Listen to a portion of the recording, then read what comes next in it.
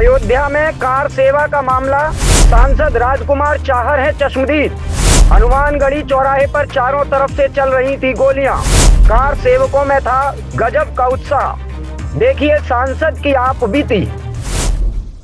6 दिसंबर सन 1992 जब बाबरी का विध्वंस हुआ और 22 जनवरी वर्ष 2024 जब अयोध्या में भगवान श्री राम के बाल रूप की प्राण प्रतिष्ठा का आयोजन राष्ट्रीय उत्सव के रूप में पूरे देश में मनाया जा रहा है। ये दोनों वो तारीख हैं जो इतिहास के पन्नों में स्वर्णिम अक्षरों में लिखी गई। 6 दिसंबर सन 1992 में क्या कुछ हुआ, कई लोग इसके चश्मदीद हैं। सौभाग्य की बात है कि आगरा से फतेहपुर सीकरी के सांसद और भारतीय जनता पार्टी किसान मोर्चा के राष्ट्रीय अध्यक्ष राजकुमार चाहर 6 दिसंबर सन 1992 की उस कार सेवा में शामिल थे। उस समय भारतीय जनता पार्टी के मौजूदा सांसद पर क्या दायित्व था, कैसा वहां का सीन था और यहां से लेकर अयोध्या तक कैसे पहुंचे थे, इस चश्मदीद के साथ में हम बात कर रहे हैं। इस समय हमारे साथ मौजूद है भारतीय जनता पार्टी के सांसद चाहर। क्या उस समय का सीन था और आप पे क्या दायित्व था और क्या पहुंचे? देखिए, पहले तो मैं जो आपने चर्चा की है भगवान श्री राम की जन्मभूमि अयोध्या में मंदिर के भव्य निर्माण की और रामलला की प्राण प्रतिष्ठा की, तो ये शब्द सुन के ही मैं रोमांचित हो जाता हूँ। और इन दिनों में मैं महसूस करता हूँ कि जब 1990, 1991 और 1992 का जब वो कालखंड था, तो उस समय मैं बजरंग दल का जिला संयोजक था आगरा का। ये मेरा सौभाग्य है कि जब बजरंग दल का गठन किया गया और बजरंग दल के गठन के समय पे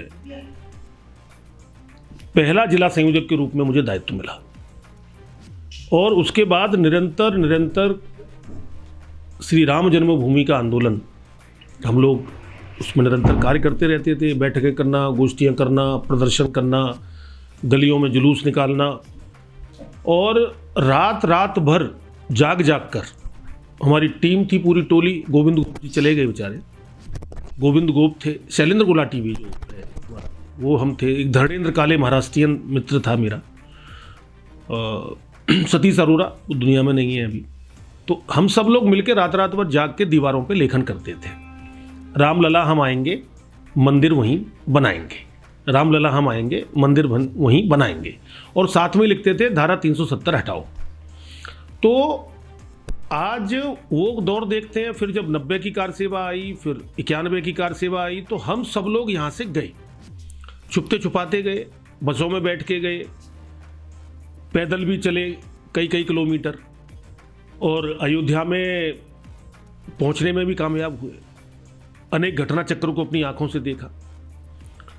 और उस समय के जो कार सेवक जो भी थे पूरे देश भर के, मैं समझता हूँ कि इस तरह का जुनून मैंने कभी, मुझे नहीं लगता कि स्वतंत्रता के आंदोलन में भी इस तरह का जैसा जरूर रहा होगा, उसी जैसा ही था, या मैं कहूँगा उससे कदम और आगे था, क्योंकि भगवान श्री राम हम सबकी आस्था के केंद्र हैं, प्रभु हैं। तो उनकी जन्मभूमि को लेके जो नौजवानों में जो उत्साह था उस समय मंदिर के निर्माण का, वो ज़बरदस्त था। तो अब वो बहुत लंबी स्टोरी है, अगर मैं आपके साथ 4 घंटे भी बैठूंगा तो 4 घंटे यही मैं बोलता रहूँगा। कुल मिला के वहाँ का जो दृश्य था वो बहुत भयावह था। जब जिस प्रकार की गोली की घटनाएं हुई, मैं आपको जरूर मैं ये कहूँगा कि प्रभंजन फौजदार मेरा बिल्कुल छोटे भाई की तरह, और उसके साथ में और 2-3 नौजवान थे, बहुत यंग बच्चे, 15-15 साल के। मैं अखबार की कटिंग भी आपको दूंगा।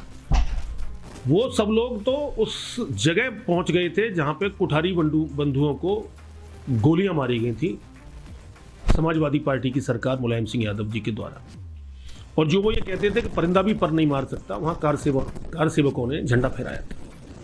तो उस तरह का जुनून उस समय नौजवानों में था। आज का समय मैं समझता हूं कि मेरे लिए तो एक कहते हैं ना, अपने जीवन में किसी एक बड़ा सपना आपने देखा हो, जिसके लिए संघर्ष किया हो और उसको साकार होना, तो ये साकार तो प्रभु श्री राम ने ही किया है। 14 वर्ष वो वनवास में रहे, 550 वर्ष तक का ये चला, और सैकड़ों साल पहले से चलता। कल मैं विनय कटियार जी को देख रहा था, वो कह रहे थे कि जब सन 1992 को जब कार सेवा हुई थी, सबसे पहली गोली हनुमानगढ़ी चौराहे से चली थी, और उसके बाद में फिर वो कारवां चलता गया। उसके बाद में अयोध्या का जहाँ भगवान श्री राम की मूर्ति थी उसको पूरा घेर लिया गया था, और इधर से कार सेवा चल रही थी, उधर से गोलियां चल रही थी। देखिए, 90 और 91 के जो कार सेवा हुई थी उसमें मैं अयोध्या उपस्थित था, गया था, और गोलियां और लाठियां तो हमेशा वहाँ चली हैं। विनय कटियार जी उस समय लीड कर रहे थे, वो बजरंग दल के राष्ट्रीय संयोजक थे और हम उस समय जिला संयोजक थे। तो विनय जी, साधु रितंबरा जी, उमा जी, श्री अशोक जी सिंगल जी, चंपत राय जी, ये जो हमारे सब जो आदरणीय रामफल जी जो दुनिया से चले गए, ये सब विश्व हिंदू परिषद के और बजरंग दल के और राम भक्त और कार सेवक, सरयू नदी और अयोध्या उसी के आसपास ही सब रहते थे, डेरा डाल के गांव गांव में छुपते छुपाते रहते थे। लेकिन जुनून था कि झंडा भी फहराना है और राम जी का मंदिर भी बनाना है। तो मैं समझता हूं कि वो कालखंड याद आता है तो कहीं ना कहीं एक सिरहन दौड़ जाती है। लेकिन वर्तमान को देखते हैं तो उस कष्ट को और उस समय के उस परिश्रम को मुझे लगता है अब भूलने का समय है। भूलेंगे तो जिंदगी भर नहीं, लेकिन फिर भी अब उत्साह की बात है। अब तो दीपावली मनाने का समय है। अब तो भगवान श्री राम की जन्मभूमि अयोध्या में आज के इस कालखंड में मैं देश के प्रधानमंत्री आदरणीय नरेंद्र मोदी जी को बड़ा हृदय से धन्यवाद देना चाहता हूं कि प्रधानमंत्री रहते हुए सरकार का जो पक्ष सुप्रीम कोर्ट में रखा और उसके बाद मंदिर का निर्माण, तो ये ऐसा एक कालखंड है कि आज तो बस आनंद की अनुभूति है। लगता है कि जो सपने उस समय देखे थे, ये उम्मीद नहीं थी कि हमारे सामने ही पूरे होंगे। और उस समय एक सामान्य से कार्यकर्ता बजरंगी के रूप में थे। बजरंगी तो मैं आज भी हूँ और हमेशा रहूँगा। तो सांसद के रूप में आज अवसर मिल रहा है लोगों के बीच में उत्साह के साथ इसको मनाने का। उस समय आपकी क्या उम्र होगी? क्या परिवार को चिंता नहीं हुई? आप कार सेवा में निश्चित रूप से चिंता थी। परिवार वाले चिंतित रहते थे, पिताजी माताजी दोनों चिंतित रहते थे। रात रात भर मेरा इंतजार भी करते थे कि कब मैं घर लौटूंगा। कई कई दिन तक मैं घर नहीं लौटता था। माता मेरी गेट पे बैठी रहती थी। पिता भी कहते रहते थे कि भाई ये पता नहीं कहाँ जाता रहता है। क्या उम्र रही होगी आपकी उस समय? 17 साल, 18 साल, 19 साल। उसके बाद 19 ये तो बात है 87, 88, 89, क्योंकि हम तो 86 से सक्रिय हो गए थे और 86 से ही राम जन्मभूमि आंदोलन में हम लोग भाग लेना शुरू कर दिया था।